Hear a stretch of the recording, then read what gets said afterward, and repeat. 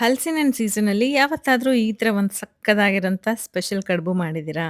ಮಾಡಿಲ್ಲ ಅಂದ್ರೆ ನಿಮಗೋಸ್ಕರ ಈ ವಿಡಿಯೋ. ರುಚಿ ಅಂತೂ ಅದ್ಭುತವಾಗಿರುತ್ತೆ. ಥಟ್ ಅಂತ ವಿಡಿಯೋ ಸೇವ್ ಮಾಡ್ಕೊಂಡು ಪಕ್ಕಾ ಟ್ರೈ ಮಾಡಿ. ಮನೇಲಿ ಎಲ್ರಿಗೂ ತುಂಬಾನೇ ಇಷ್ಟ ಆಗುತ್ತೆ. ಜಸ್ಟ್ ಲೈಕ್ ಮ್ಯಾಂಗೋ ಕಡುಬು ಲಾಸ್ಟ್ ವೀಕ್ ಮಾಡಿದ್ವಲ್ಲ, ಅದೇ ತರ ನೀವು ಮತ್ತೆ ಮೆಸೇಜ್ ಮಾಡೇ ಮಾಡ್ತೀರಾ. ಅಷ್ಟು ಸಕ್ಕತ್ತಾಗಿರುತ್ತೆ. ಅದನ್ನು ಸ್ಕೂಲಿಂದ ವಾಪಸ್ ಮನೆಗೆ ಬರೋಂಥ ಮಕ್ಳಿಗೆ ಮಾಡ್ಕೊಟ್ರೆ ಫುಲ್ ಖುಷಿ ಆಗ್ತಾರೆ. ಅಥವಾ ಸ್ನಾಕ್ಸ್ ಲಂಚ್ ಬಾಕ್ಸ್ ಕೂಡ ಹಾಕೋಬಹುದು. ಪಕ್ಕಾ ಬಾಕ್ಸ್ ವಾಪಸ್ ಖಾಲಿಯಾಗಿ ಮನೆಗೆ ಬರುತ್ತೆ. ಅದಕ್ಕೆ ನಾನ್ guarantee. By the way welcome back to my channel. ನೀವ್ ಹೇಗಿದ್ದೀರಾ? ಊಟ ಆಯ್ತಾ? ಟೈಮಿಗೆ ಕರೆಕ್ಟಾಗಿ ಊಟ ಮಾಡಿ ಆರೋಗ್ಯವಾಗಿರಿ. ಹಾಗೆ ನೀವು ನನ್ನ ಚಾನೆಲ್ ಹೊಸಬರಾಗಿದ್ರೆ ಈ ತರ ಇನ್ನೂ ಬೇಜಾನ್ ಸ್ಪೆಷಲ್ ರೆಸಿಪಿಗಳನ್ನ ಮಿಸ್ ಮಾಡ್ಕೋಬಾರ್ದು ಅಂದ್ರೆ ತಪ್ಪದೆ ನನ್ನ ಚಾನೆಲ್ನ ಸಬ್ಸ್ಕ್ರೈಬ್ ಮಾಡ್ಕೊಳ್ಳಿ. ಮೊದಲಿಗೆ ನಮ್ಮ ಹೀರೋಯಿನ್ ಎಂಟ್ರಿ ಅಂದ್ರೆ ಹಲಸಿನ ಹಣ್ಣು ಒಂದು 15ರಿಂದ 20 ಬೀಜ ತೆಗೆದಿಟ್ಕೊಂಡಿದ್ದೀನಿ. ಒಂದು ಬಟ್ಲಷ್ಟು ಕಾಯಿ ತುರಿ, ಒಂದು ಇಡೀ ಕಾಯಿ ತುರಿ ಇದೆ. ಆಕ್ಚುಲಿ ಕಾಯಿ ಜಾಸ್ತಿ ಹಾಕೊಂಡಷ್ಟು ರುಚಿ ಆಗುತ್ತೆ. ಮತ್ತೊಂದು ಅರ್ಧ ಬಟ್ಲಷ್ಟು ಸಣ್ಣಕ್ಕೆ ಹೆಚ್ಚಿರುವಂತ ಹಲಸಿನ ಹಣ್ಣು. ಕಡ್ಬುನಲ್ಲಿ ಈ ತರ ಚಂಕ್ ಸಿಕ್ಕಿದಾಗ ನಂಗೆ ತುಂಬಾನೇ ಇಷ್ಟ ಆಗುತ್ತೆ. ಒಂದು ಬಟ್ಲಷ್ಟು ಬೆಲ್ಲ, ನಿಮಗೆ ಸಿಹಿ ತಕ್ಕನಂಗೆ ಹಾಕೋಬಹುದು. ಇನ್ ಕೇಸ್ ಹಣ್ಣು ತುಂಬಾ ಸ್ವೀಟ್ ಇದ್ರೆ ಬೆಲ್ಲ ಬೇಕಿದ್ರೆ ಸ್ವಲ್ಪ ಕಮ್ಮಿ ಹಾಕೊಳ್ಳಿ. ಇದಕ್ಕೊಂಚೂರು ಉಪ್ಪು ಮತ್ತೆ ಏಲಕ್ಕಿ ಪುಡಿ, ಒಂದು 5ರಿಂದ 6 ಟೇಬಲ್ ಸ್ಪೂನ್ ಅಷ್ಟು ಅಕ್ಕಿ ಹಿಟ್ಟು. ಸೊ ಇದಿಷ್ಟನ್ನ ರೆಡಿ ಮಾಡ್ಕೊಂಡು ರೆಸಿಪಿ ಹೇಗೆ ಮಾಡೋದು ಅಂತ ಇವಾಗ ತೋರಿಸ್ತಾ ಇದೀನಿ. ಮೊದಲಿಗೆ ಬೆಲ್ಲನ ಮಿಕ್ಸಿಗೆ ಹಾಕಿ ಫೈನ್ ಆಗಿ ಪುಡಿ ಮಾಡ್ಕೊಳ್ಬೇಕು.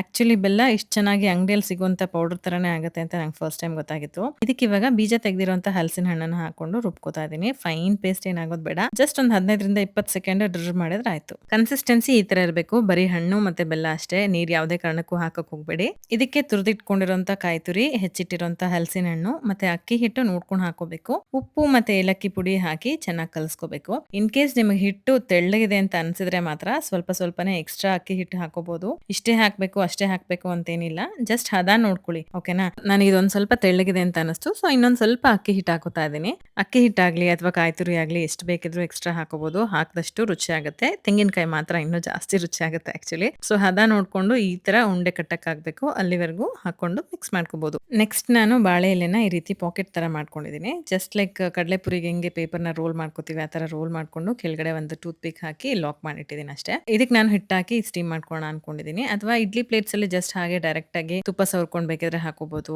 ಅಥವಾ ಸಣ್ಣ ಸಣ್ಣ ಬಟ್ಲಲ್ಲೂ ಹಾಕೋಬಹುದು. ಅಥವಾ ಹಲಸಿನ ಎಲೆ ಅದ್ರಲ್ಲಂತೂ ಮಾಡಿದ್ರೆ ಸಕ್ಕದಾಗಿರುತ್ತೆ. ಊರಲ್ಲೆಲ್ಲ ಅದ್ರಲ್ಲೇ ಮಾಡೋದು ಆಕ್ಚುಲಿ. ನಮ್ಮ ಬೆಂಗಳೂರಲ್ಲಿ ಈ ಹಲಸಿನ ಎಲೆಗೆ ಎಲ್ಲಂತ ಹುಡ್ಕೊಂಡು ಹೋಗೋಣ ಹೇಳಿ. ನಮ್ಮ ರೋಡಲ್ಲಿ ಆಕ್ಚುಲಿ ಒಂದು ಹಲಸಿನ ಮರ ಇತ್ತು, ಬಟ್ ಅದ್ರ ಎಲೆಗಳೆಲ್ಲ ತುಂಬಾ ಚಿಕ್ಕ ಚಿಕ್ಕದು. ಒಂದ್ಸರಿ ಟ್ರೈ ಮಾಡೋಣ ಅಂತ ಮಾಡಿದ್ವಿ, ಸಿಕ್ಕಾಬಿಟ್ಟೆ ಚಿಕ್ಕ ಕೋನ್ ಆಯ್ತು. ಅದಕ್ಕೆ ಈ ರೀತಿ ಬಾಳೆ ಎಲೆನೆಲ್ಲ ಇಟ್ಟು, ಇದೊಂದು ಇನ್ನೊಂದು ಸ್ಟೈಲು, ಸ್ವಲ್ಪ ಬಾಳೆ ಎಲೆನೆಲ್ಲ ಸ್ಟಫಿಂಗ್ಸ್ ಇಟ್ಟು ಈ ರೀತಿ ರೋಲ್ ಮಾಡ್ಕೊಂಡು ಎರಡು ಸೈಡ್ ಮಡ್ಚಿ ಇಡ್ಲಿ ಪಾತ್ರೆನೆಲ್ಲ ಇಟ್ಟು ಒಂದು 20 ನಿಮಿಷ ಸ್ಟೀಮ್ ಮಾಡಿದ್ರೆ ಸಕ್ಕದಾಗಿರೋಂಥ ಹಲಸಿನ ಹಣ್ಣಿನ ಕಡುಬು ತಯಾರಾಗುತ್ತೆ.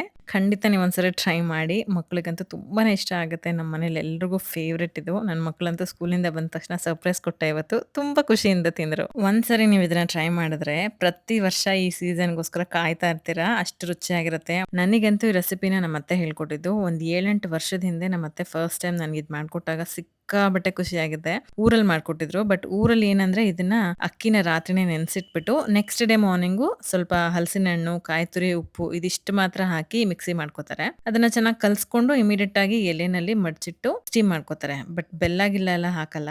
ಹಣ್ಣಿನ ಕೇಸ್ ಸೀನೆ ಇಲ್ಲ, ತುಂಬಾ ಸಪ್ಪೆ ಇದೆ ಅಂತಂದ್ರೆ ಒಂದ್ ಚೂರು ಬೆಲ್ಲ ಹಾಕ್ಬೋದು ಅನ್ಸುತ್ತೆ. ಸೊ ಇದನ್ನ ಅವರು ಬಿಸಿ ಬಿಸಿಯಾಗಿ ಮಾಡಿ ಚಿಕನ್ ಸಾರ್ ಜೊತೆ ತಿಂತಾರೆ. ಅದನ್ನ ಅಲ್ಲಿ ಜಕಣಿ ಕಡುಬು ಅಂತ ಹೇಳ್ತಾರೆ. ನಿಮ್ ಕಡೆ ಇದನ್ನ ಏನಂತಾರೆ ಅಥವಾ ನೀವು ಮಾಡ್ತೀರಾ ಇಲ್ವಾ ಅನ್ನೋದನ್ನ ಕಾಮೆಂಟ್ ಅಲ್ಲಿ ತಿಳಿಸಿ. ಈ ತರ ಎಷ್ಟೋ ಒಳ್ಳೊಳ್ಳೆ ರೆಸಿಪಿಗಳು ಅಜ್ಜಿ ಮಾಡ್ತಿದ್ದಿದ್ದು, ಅಮ್ಮ ಮಾಡ್ತಿದ್ದಿದ್ದು ಅನ್ನೋದೆಲ್ಲ ಕಳ್ದೇ ಹೋಗ್ತಿದಾವೆ. ಬಟ್ ನನ್ನ ಪ್ರಯತ್ನ ಆದಷ್ಟು ಇಂಥ ರೆಸಿಪಿಗಳನ್ನೆಲ್ಲ ನಿಮ್ಮ ಹತ್ರ ಹಂಚ್ಕೊಳೋದು. ಏನಾದ್ರೂ ತಪ್ಪಿದ್ರೆ ಕ್ಷಮಿಸಿ. ಅಂಡ್ ಈ ರೆಸಿಪಿ ನಿಮಗೆ ಇಷ್ಟ ಆಗಿದ್ರೆ ಕಾಮೆಂಟ್ ಸೆಕ್ಷನ್ ಅಲ್ಲಿ ಒಂದು ಹಾರ್ಟ್ ಹಾಕಿ. ಮತ್ತೆ ನೀವ್ ಯಾವ ಊರಿಂದ ನನ್ನ ವಿಡಿಯೋಸ್ ನೋಡ್ತಿದ್ದೀರಾ ಅನ್ನೋದನ್ನ ಕಾಮೆಂಟ್ ಅಲ್ಲಿ ತಿಳಿಸೋದು ಮರಿಬೇಡಿ. ಸಿಕ್ಕಾಬಟ್ಟೆ ಕ್ಯೂರಿಯಸ್ ಇಂದ ಕಾಯ್ತಾ ಇರ್ತೀನಿ.